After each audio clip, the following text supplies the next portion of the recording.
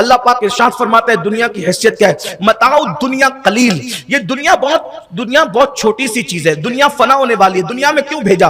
الذی خلق الموت والحیات لیبلوکم ایکم احسن عملا، ہم نے تمہیں دنیا میں اس لیے بھیجا موت و حیات پیدا کر کے کہ تمہیں آزمائے، تمہارا امتحان لے کہ کون تھوڑی سی زندگی کو پا کر اچھا عمل کرتا ہے۔ اچھے عمل کے لیے آئے ہیں، اس دنیا میں ہمیشہ نہیں رہنا۔ اب یہاں آ کر کے اگر ایک انسان گناہ کرتا ہے، جرائم کرتا ہے، پاپ کرتا ہے، تو اللہ اس کو اس کے گناہ کی سزا دیتا ہے۔ اللہ کے سچے رسول صادق و مصدوق صلی اللہ علیہ وآلہ وسلم ارشاد فرماتے ہیں جس معاشرے میں زنا اور سود یہ دو جرم عام ہو جائیں، اس معاشرے میں کثرت سے موت ہوگی۔ اور صوفیہ فرماتے ہیں زیادہ مرنے والے جوانوں کی تعداد ہوگی۔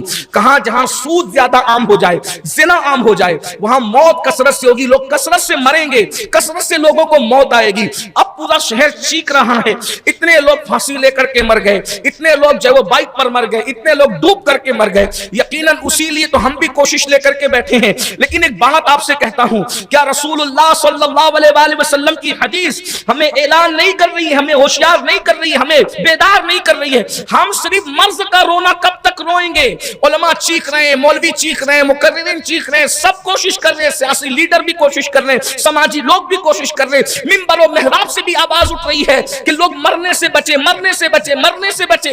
مگر اللہ کے سچے رسول ارشاد فرماتے ہیں کہ جب تمہارے سماج میں زنا کی کثرت ہوگی اور جب تمہارے سماج میں سود کی کثرت ہوگی، کثرت سے لوگ مریں گے اور زیادہ تر مرنے والے صوفیہ فرماتے ہیں جوان ہوں گے، گھروں میں اندھیرا ہوگا، تمہاری امیدوں کے چراغ بجھیں گے۔ کب؟ جب تمہارے سماج میں زنا اور سود کثرت سے بڑھ جائیں گے۔ ٹٹولو تو صحیح مالیگاؤں کے گجور مسلمانوں، کیا ہمارے سماج میں ہر دوسرا تیسرا فرد جو ہے وہ سود میں مبتلا نہیں ہو گیا؟ لوگ کہتے ہیں ہر چوتھا آدمی شوگر کا مریض ہے، میں کہتا ہوں ہر دوسرا آدمی سود کا مریض ہے۔ وہ سود جس کے بارے میں اللہ پاک نے ارشاد فرمایا قرآن میں کہ ہم تجارت کو بڑھائیں گے، سود کو برباد کریں گے۔ سود میں شہر ڈوب رہا ہے، کون بچائے گا؟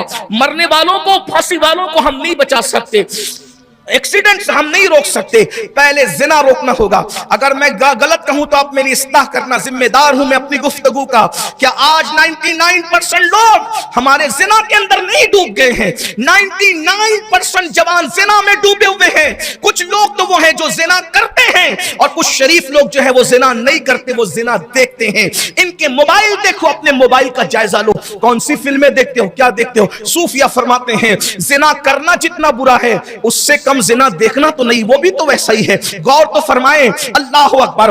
آج بھی میرے جوان جو ہزاروں کی تعداد میں سن رہے ہیں، میں ان سے پوچھنا چاہتا ہوں اگر ان پھانسی والوں سے تمہیں محبت ہے، ان پھانسی والوں سے تمہیں پیار ہے، ان ایکسیڈنٹ والوں سے تمہیں پیار ہے، تو صرف تقریروں سے یہ موت نہیں رکے گی، یہ اموات نہیں رکے گی۔ اگر ان اموات کو روکنا ہے تو زنا پہ کنٹرول کرنا ہوگا، سود پہ کنٹرول کرنا ہوگا۔ یہاں تو حال یہ ہے ایک طبقہ سود لے کے برباد ہو رہا ہے، ایک طبقہ سود دے کے برباد ہو رہا ہے۔ بڑی معذرت کے ساتھ استغفر اللہ، کوئی تقوی کی بات نہیں کرتا، اللہ جانتا ہے۔ ہم تو یہ کہتے ہیں، تنہائیوں میں بھی کہتے ہیں اللہ تیرے بندوں میں سب سے زیادہ ہم گنہگار، ہم سے زیادہ کوئی گنہگار نہیں۔ لیکن مسجد میں آنے والی شیرنی کھانے سے بھی اب ڈر لگتا ہے، پتہ نہیں حلال کی ہوگی یا حرام کی ہوگی۔ استغفر اللہ، سود کے اور حرام کے پیسے سے لائی ہوئی شیرنی پہ قل اللہ پڑھ کر وہ حلال نہیں ہو جاتی۔ اللہ اکبر۔ اب تو کسی کی دعوت لینے سے بھی ڈر لگتا ہے کہ اس کے یہاں حلال کا ہوگا، کیونکہ آقا علیہ السلام نے فرمایا جو سود سے بچنا چاہیں گے، سود سے، ان تک بھی سود کا گرد و غبار پہنچ کر کے رہے گا۔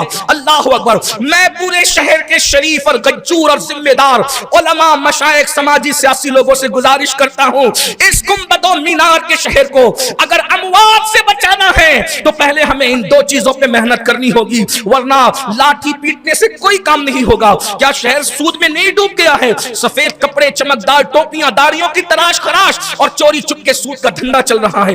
غریب سود لے کے برباد ہے، مالدار غریب سود دے کے برباد ہے، مالدار سود لے کے برباد ہے۔ خون نچوڑ رہے ہو بے غیرت، بے مربتو، سود کے نام پہ قوم کا خون چوس رہے ہو، اور جو قوم خون چوس کر کے بے مربت ہوتی ہے وہ قوم صفحہ ہستی سے مٹا دی جاتی ہے۔ اس لیے کہ اللہ اکبر، للو، پنجو، پپو، ٹپو سے اگر جنگ ہو، کون جیتے گا کون ہارے گا کچھ نہیں کہا جا سکتا، لیکن اگر کوئی اللہ سے جنگ کرے تو بتاؤ کون جیتے گا؟ میرے اللہ نے قرآن میں کہا او سود خورو، او سود کا لین دین کرنے والو، اللہ تم سے جنگ کا کرتا ہے, اللہ کا رسول جنگ کا اعلان کرتا ہے. بتاؤ جب اعلان جنگ اللہ رسول نے تمہارے ساتھ کر دیا تو تمہارا شہر برباد نہیں ہوگا, تمہارا شہر تباہ نہیں ہوگا. اصلاح معاشرہ کے جلسے صرف نجات کا سبب نہیں بن سکتے جب تک کہ عملی میدان میں قدم نہ رکھو. اللہ سود خوروں کو توبہ کی توفیق دے. دھندے سود کے چل رہے ہیں, دیکھو ہمارے خواہشات بڑھ گئی. غریب لے رہا ہے, مالدار دے رہا ہے, دونوں برباد. دو ہاتھ تھے معاشرے کے غریب اور امیر, دو پہیے تھے گاڑی کے زندگی کے غریب اور امیر. لوگوں کی خواہشات اتنی بڑھ گئی. چھوٹا موٹا دھندا کر رہے ہیں تو سود. میں کہتا ہوں چھوٹے سے اور چھوٹا دھندا کرو, آدھی روٹی کماؤ, سود کو شامل مت. میرا ایک عزیز میرے پاس آیا 2 دن پہلے, 2 دن کل کی رات سے پہلی رات.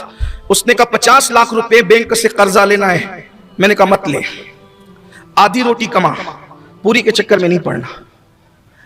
گو کے بینک کے سود کو علماء نے ڈائریکٹ سود لینے اور اس کے معاملے میں مسائل پہ گفتگو فرمائی ہے, لیکن تقوی کا تقاضا یہ ہے کہ چھوڑ دو, مت پڑو اس میں, اس لیے کہ جتنا تقوی کی طرف جاؤ گے اتنا خدا کا قرب پاؤ گے.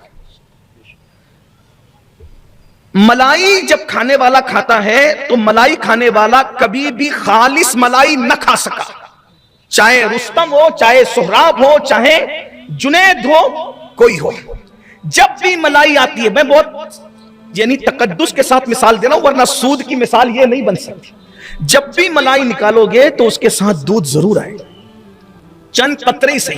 یہ تو دودھ اور ملائی کی کوئی مثال بنتی نہیں, لیکن چونکہ صوفیہ کا مسلک ہے اس لیے تقدس سے, ورنہ اس سے اور کچھ گر کر مثال دی جا سکتی تھی تاکہ گھن بھی آئے, لیکن نہیں کہنا چاہتا کیونکہ زبان کا تقدس ہوتا ہے.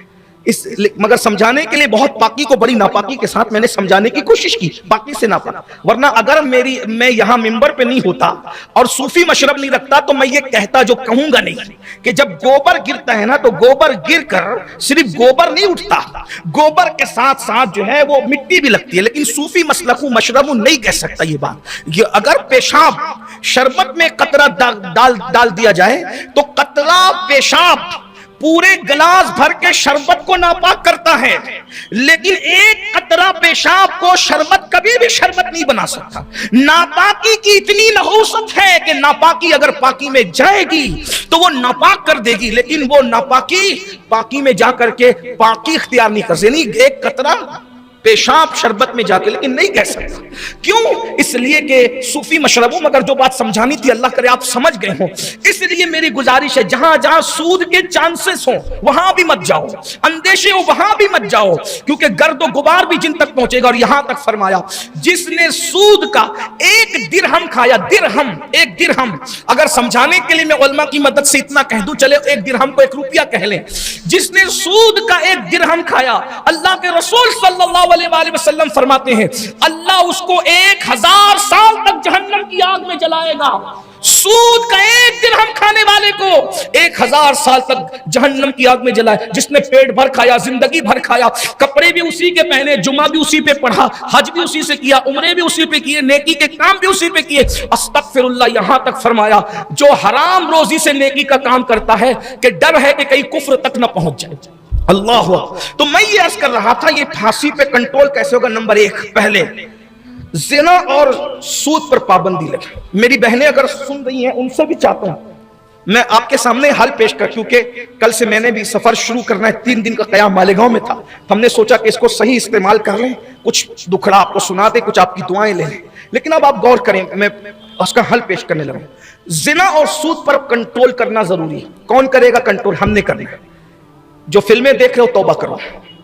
سود اگر سود سے پیسے دے رکھے ہو چھوڑ دو, سود مت لو. اس کا پوری جو اپنی رقم ہے وہ لے لو, باقی سب چھوڑ دو. حدیث پاک میں آتا ہے کہ جو بندہ سود سے توبہ کر لے پھر اس کی زندگی کے جتنے دن گزریں گے ہر دن کے بدلے میں اللہ اسے 1000 سال کی عبادت کا ثواب عطا فرمائے. واقعہ نہیں بیان کرتا, اسی 2 جملے میں کہتا ہوں. حضرت امام حبیب اجمی سود کا دھندا کرتے تھے, توبہ کیے تو سرکار امام حسن بصری کے خلیفہ ہوئے اور غوث پاک اور غریب نواز کے پیروں کے پیر بنائے گئے.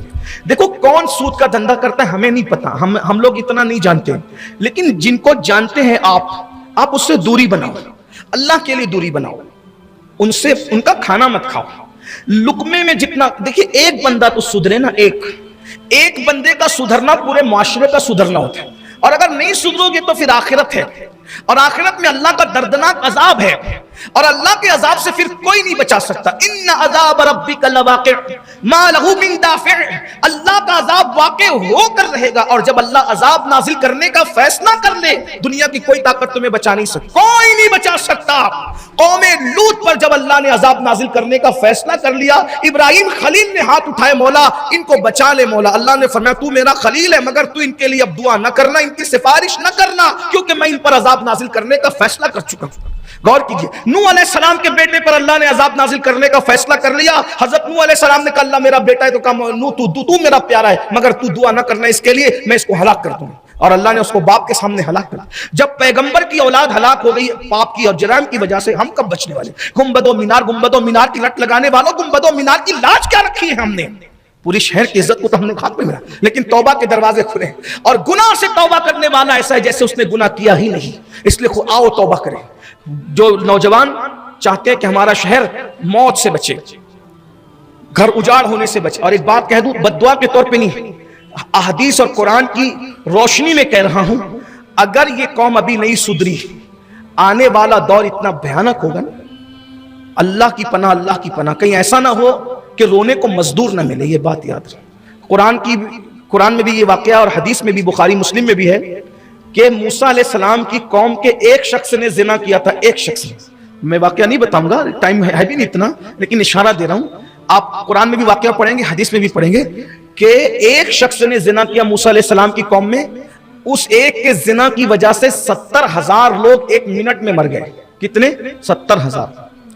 اب ہم بچانے کی کوشش کریں، پہلے زنا پہ کنٹرول۔ دیکھو کون کیا کرتا ہے مجھے نہیں پتا، ہر آدمی سوچے میں نے سدھرنا ہے، میرے شہر کو بچانے کے لیے میں نے سدھرنا ہے۔ سود سے مت لو، آج کل کے نوجوان چھوکرے سب کے ہاتھ میں آئی فون چاہیے، اب آئی فون لینا ہے، حیثیت نہیں ہے تو قرض لے کے لیتے ہیں، پھر اس میں سود دیتے ہیں۔ یہ سب جھوٹی شان بتانا بند کر دیں، اگر اللہ نے حیثیت دی ہے تو لو، ورنہ ایک بات میں آپ کو ہمیشہ بتاتا رہتا ہوں اور آج بھی بتاتا ہوں، موبائل سے ہماری عزت نہیں، کپڑوں سے ہماری عزت نہیں، ہماری عزت جوتوں چپلوں سے نہیں ہے، ہماری عزت اللہ اور رسول پر ایمان لانے کی وجہ سے۔ وہ جملہ آپ نے سنا ہوگا، فاروق اعظم کا بڑا تاریخی جملہ ہے، جب پھٹے ہوئے موزے اور پیوندار کپڑے پہن کر بیت المقدس گئے تھے فاروق اعظم، تو نوجوان صحابہ نے کہا تھا کہ آپ کیا کر رہے ہیں؟ تو آپ نے کنکر اٹھا کے مارا تھا، کہا بھی اللہ کے رسول کو پردہ فرمانے چند دن نہیں گزرے، تم اتنی جلدی دنیا دار ہو گئے؟ تم یہ سمجھتے ہو کپڑے سواری اور جوتوں سے ہمیں عزت ملی ہے؟ واللہ ہمیں جو عزت ملی ہے محمد الرسول اللہ کی غلامی کی وجہ سے، حضور کی سچی غلامی کر کے دیکھو۔ تو نوجوانوں سے میری گزارش ہے، یہ موبائل کا شوق، یہ بائک کا شوق، اچھے کپڑوں کا شوق، اگر اللہ نے دیا ہے تو پہنو، اگر نہیں ہے نا صبر کرو۔ پیون والا لباس پہننا بھی سنت ہے۔ اور ایک بات آپ کو بتاؤں، اپنی اصلیت میں رہو، کیونکہ اصلیت اور پیورٹی جو ہوتی ہے نا، اس کا کبھی لوگ مذاق نہیں اڑاتے۔ بلکہ ایک بات میں آپ کو کہوں، کسی مزدور کے ہاتھ میں آئی فون دیکھ کر لوگ کہتے ہیں دیکھ اپنی اوقات سے بڑھ کے کام کر رہا ہے، لیکن اگر کسی کروڑپتی کے ہاتھ میں نارمل سا موبائل ہوگا نا 1500 کا، تو لوگ کہیں گے یار اتنا بڑا آدمی ہو کر اتنا سادہ زندگی۔ تو جو گراؤنڈ ریئلٹی کی جو زندگی ہے نا، اس پر آؤ اور تھوڑا اپنا مائنڈ سیٹ کرو۔ آپ یہود، نصارہ اور فلم اور اداکار اور اداکارہ کے انداز میں سوچنے کی بجائے آپ اسلام کے لیول پہ سوچو کہ ہم نے اپنی لائف، جس کو ہم اپنے بڑے بوڑھوں کی زبان سے سنا کرتے تھے، آج میں وہ تقریر میں کہوں کہ جتنی چادر ہے اتنا ہی پیر پھیلاؤ، بس۔ موبائل کا معاملہ ہو، کپڑوں کا معاملہ ہو، ڈریس کا معاملہ ہو، اور کاروبار کے معاملے میں بھی بہت اونچی اڑان مت اڑو۔ جتنا کما سکتے ہو نا چھوٹے موٹے لیول پہ حلال طور پہ کماؤ، اللہ ترقی دے گا، گارنٹی لے جائیے۔ اللہ رب العزت کی بارگاہ میں ہم دعا کرتے ہیں اللہ تمہیں ترقی دے گا، اللہ کے قانون پہ رہ کے کاروبار کرو۔ قرضہ لیتے ہو قرضہ بڑھ جاتا ہے، موبائل لیتے ہو بڑھ جاتا ہے قرضہ، سود لیتے ہو بڑھ جاتا ہے۔ اینڈ کیا ہے؟ بہت پریشان کر رہا تھا، حیران کر رہا تھا، بار بار فون آ رہے تھے، بار بار گھر پہ چکر لگا رہا تھا، پھانسی لے لی۔ آپ نے تو اپنے ہاتھ سے اپنے پیر پہ کڑاڑی ماری نا میرے بھائی۔ میری آواز جہاں تک پہنچ رہی ہے، میں بہنوں سے بھی کہتا ہوں، اوپر والوں کو مت دیکھو۔ میں بہت نارمل گفتگو کرنے لگا ہوں، پھانسی اور اس پر کنٹرول کے لیے، حالات پہ کنٹرول کے لیے میری یہ دل کی آواز ہے۔ اوپر والوں کو مت دیکھو، सपारी पहनने वाले को मत देखो, जींस पहनने वालों को मत देखो, अपनी हैसियत से ऊपर वाले को, अपनी हैसियत से नीचे वाले को देखो। इसको देखो ना, ये बंदे को, और अल्लाह का शुक्र अदा करो भाई। साइकिल वाला बाइक वाले को ना देखे, साइकिल वाला पैदल वाले को देखे, पैदल वाला लंगड़े को देखे ना, लंगड़ा बिस्तर पे पड़े हुए को देखे। यानी दुनिया के मामले में ऊपर वाले को नहीं, नीचे वाले को देखना है। मेहनत करो, तरक्की करो। 8 घंटा मेहनत करने के बजाय 12 घंटा करो, 12 घंटा मेहनत करने के बजाय 15 घंटा करो। अगर आपको जीना है, मैं तो कहता हूं अच्छा मोबाइल होना चाहिए हमारे पास, अच्छे कपड़े होने चाहिए, अच्छी बाइक होनी चाहिए, अच्छा घर होना चाहिए, इसलिए कि इस्लाम मना नहीं करता। फिर दुनिया हसना कहा ना, फिर उसके बाद वफिल आखिरत हसना कहा। तो हमारे यहां तो सब होना चाहिए, होना चाहिए, लेकिन कर्जे से नहीं होना चाहिए। अगर आप कर्जे पे कंट्रोल कर लेते हैं तो आपकी बेचैनियों को कंट्रोल किया जा सकता है। और यूं भी कर्ज, बेजा कर्ज लेना बेबरकती का पेश खेमा है। सूफिया अपने मुरीदों को इस शर्त पे मुरीद करते थे कि तू कर्ज नहीं लेगा।